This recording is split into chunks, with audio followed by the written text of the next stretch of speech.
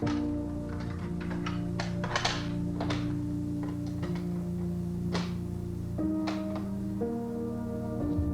Southside, my name is Melanie. I did not grow up in a family that went to church, and growing up was not easy for me.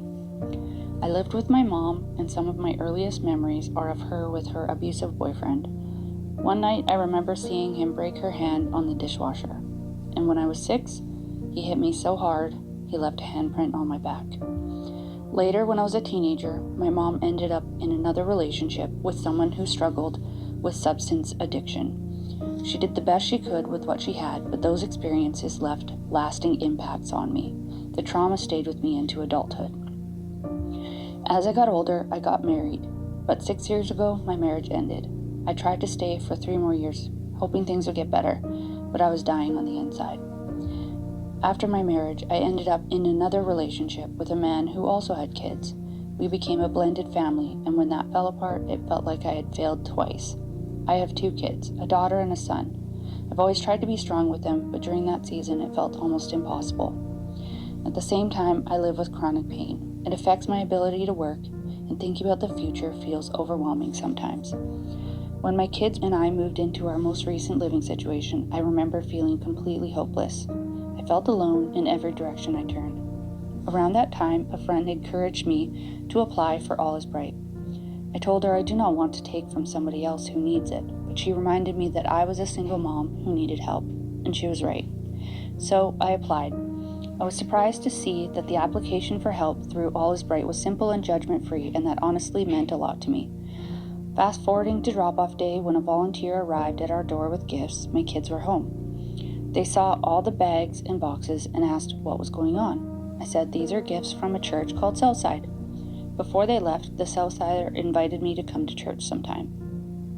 I thanked them, but reluctantly told them I have social anxiety and was not sure I could handle being in a crowd. They said, "That's okay, you can always watch online." That volunteer standing in my doorway with Christmas gifts for my kids was the first person who ever invited me to Southside. The kindness I experienced through All is Bright opened my heart back up to God. That made the idea of going to church one day feel a little less daunting.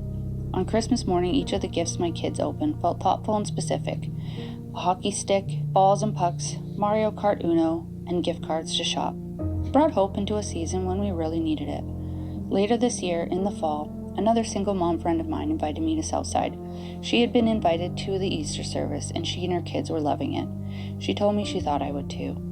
This invite surprised me. This was the second invitation I had received, months apart. At this point, it didn't feel random. It felt like God nudging me. So I finally worked up the courage to join her one Sunday. The first service I attended, Pastor Mike opened his message by talking about Charlie Kirk's death. I remember when he said the name, I immediately tensed up. I was expecting judgment and political opinions, and I braced myself for it. But instead, he told the church that we should be known more for what we are for than what we're against. I was shocked, and I felt my walls coming down immediately. After that, every word felt like I was made to hear it. I was engaged, I laughed sometimes too, and the message hit me exactly where I needed it. Something softened inside me, something opened, something healed. I did not feel judged. I did not feel the urge to run. Even in a big room full of people, I felt okay staying. Southside felt warm, it felt safe, it felt like home. Since coming to Southside, I am the least lonely I have ever been in my life. I feel God speaking to me every day. I feel Him leading me. I do not feel out of control the way I used to. Even simple, everyday moments feel different. One day, while filling out disability paperwork, I actually stopped and prayed right in the middle of it, leaving it in God's hands. A year ago, I would have been drowning. And now I feel like God carries the weight with me. As for next steps, I recently went to Southside 101, and I'm looking forward to joining a serving team and a group. And this year I get to volunteer for All is Bright, the same initiative that brought hope to my home last Christmas. After everything we have walked through, God used Southside to bring hope into our lives when we needed it most.